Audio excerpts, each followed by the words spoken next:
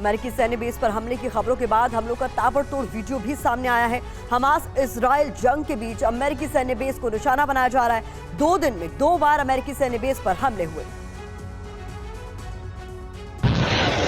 Hamas Israel जंग के बीच अमेरिकी सैन्य बेस को निशाना बनाया जा रहा है। 2 दिन में 2 बार अमेरिकी सैन्य बेस पर हमले हुए। लगातार अमेरिकी बेस पर रॉकेट से हमले का वीडियो सामने आ रहा है।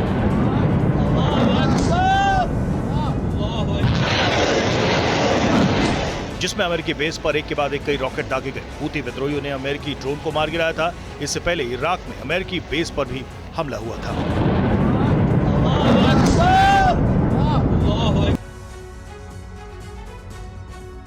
गाजा में आईडीएफ ने इंफ्रास्ट्रक्चर को काफी नुकसान पहुंचाया, जिसके बाद अस्पताल में तेल की किल्लत हो रही है। हमास आईडीएफ पर क्रूरता के आरोप लगा रहा है, लेकिन ये तस्वीरें कुछ और कह रही हैं। वीडियो के सामने आने के बाद दावा किया जा रहा है कि आईडीएफ अल शिफा हॉस्पिटल की मशीनों को चलाने के लिए 300 लीटर डीजल उपलब्ध करा रहा है, लेकिन हमास ने इसे अपने कब्जे में लिया और किसी भी कागजी कार्रवाई से इनकार कर दिया। इसके बाद कहा तो ये भी गया कि गाजा के लोगों को जब सुविधाएं नहीं मिलेंगी तो उसके प्रति दुनिया का गुस्सा बढ़ेगा और यही उसका मकसद है। इधर आईडीएफ के प्रवक्ता रियर एडमिरल हगारी ने कहा कि उत्तरी गाजा में हालात ऐसे नहीं हैं कि लोग यहां लौटने के बाद खुद को सुरक्षित महसूस करें। उत्तरी गाजा से लोगों का पलायन जारी है। दक्षिणी गाजा में सैकड़ों लोगों ने शरण ली है। इजराइल की सेना हमास के लड़ाकों को उसकी सुरंगों और घरों में मार रही है। एयर स्ट्राइक के जरिए बनी बनाई उसकी सत्ता और इंफ्रास्ट्रक्चर को तबाह कर दिया गया। इस बीच आईडीएफ जमीनी ऑपरेशंस के दौरान शहरी इलाकों में भी घुस गई, जिसके बाद उत्तरी गाजा में भारी संख्या में लोग आईडीएफ के सुरक्षित ठिकानों की तरफ कूच कर गए। लड़ाई से बचने के लिए दक्षिण की ओर जाने वाले लोगों के बढ़ते पलायन में शामिल हो गए और इस बीच गाजा अधिकारियों की तरफ से कहा गया कि युद्ध में मरने वालों की संख्या 11,000 से ज्यादा हो गई है, जबकि इजराइल के 41 सैनिक भी ग्राउंड ऑपरेशन शुरू होने के बाद दम तोड़ चुके हैं। मैनपैड के जरिए इजरायली ड्रोन अटैक को नाकाम करने की कोशिशें जारी हैं कि रिपोर्ट देखिए। इजराइल के ड्रोन अटैक के नाकाम करने की कोशिशों का ये वीडियो देखिए। इसको लेकर हमास का दावा यह है कि उसने कई ड्रोन को हवा में मार गिराया। हालांकि ये नहीं बताया कि कार्रवाई में कितने ड्रोन्स को उसने निशाना बनाया। वीडियो में दिखाया गया कि मैनपैड के जरिए ड्रोन पर अटैक को अंजाम दिया गया। इस बीच वेस्ट बैंक के कलकेलिया शहर पर आईडीएफ के हमले तेज हो गए हैं और इसके साथ ही जेनिन में भारी तबाही की भी खबरें हैं।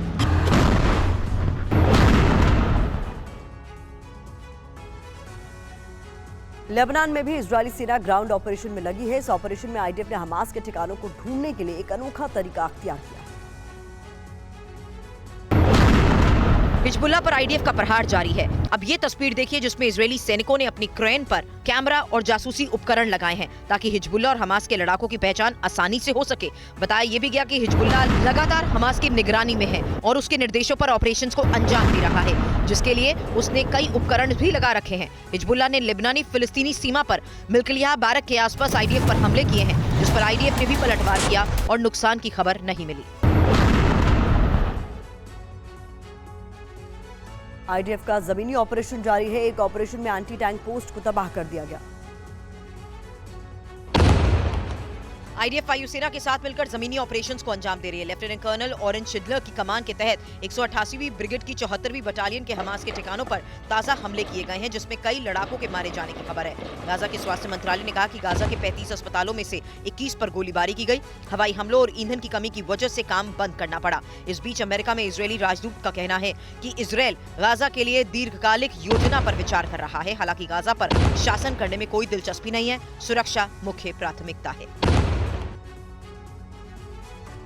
तेल के अभाव में 5,000 लोगों की जान मुश्किल में नजर आ रही है।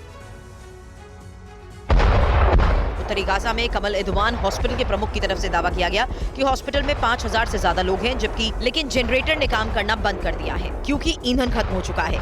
हॉस्पिटल में मरीजों को नहीं छोड़ा जा सकता क्योंकि इजरायली सेना ने दक्षिण की ओर जाने की कोशिश करने वाले कई लोगों को मार दिया है या फिर गिरफ्तार कर लिया है। गश एटजोन में किबुत्स रोश तुमरिम के पास आईडीएफ हमले से आग लग गई। आग बुझाने में 3 फायर फाइटर्स के कर्मचारियों को लगाया गया। बताया जा रहा है कि यहां पहले से गैस सिलेंडर छिपा कर रखे गए थे, जिसमें हमले के बाद आग लग गई। गाजा में हमास की बारूदी सुरंगों को तबाह करने का सिलसिला जारी है। इजरायल की सेना इस काम में जुटी हुई है। आईडीएफ ने अपने उन जाबाजों की तस्वीरें जारी की।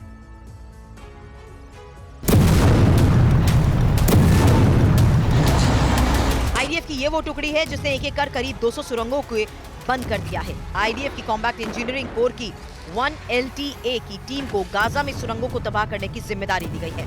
लगातार जमीनी ऑपरेशंस को अंजाम दिया गया। इसके साथ ही आईडीएफ की जमीनी हमलों के लिए रास्ता तैयार करने का जिम्मा भी सौंपा गया। टुकड़ी उत्तर गाजा पर कब्जे की कोशिश में अहम भूमिका निभा रही है।